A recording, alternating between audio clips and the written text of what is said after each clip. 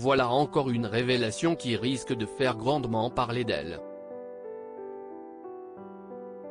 Depuis qu'Amandine Pélissard et son mari Alexandre se sont reconvertis dans le X, ils sont sous le feu des critiques et ont même reçu une visite surprise de la police en février dernier. Mais maintenant qu'elle est à nouveau enceinte, la mère de famille va devoir revoir son quotidien et s'adapter au mieux pour la santé de cette 9e petite tête blonde. Lors d'un récent live Instagram, elle a raconté être sous haute surveillance en raison de son traitement quotidien à base de méthadone.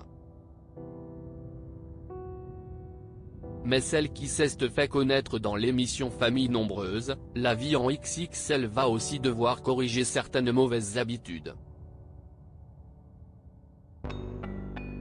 En effet, Amandine Pélissard n'a jamais caché être une très grosse fumeuse. Pour elle, arrêter la cigarette durant sa grossesse est donc une mission quasi impossible.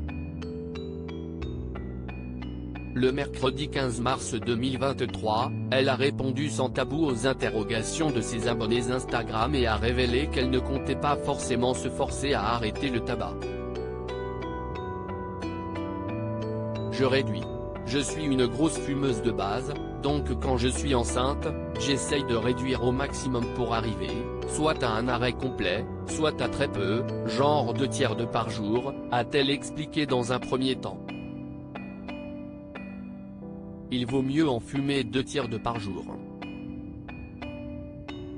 Honnête comme à son habitude, la maman de Léo, Léna, Alina, Luna, Adam, Charles, Hector et Octave a ensuite fait le compte-rendu de l'une de ses visites médicales.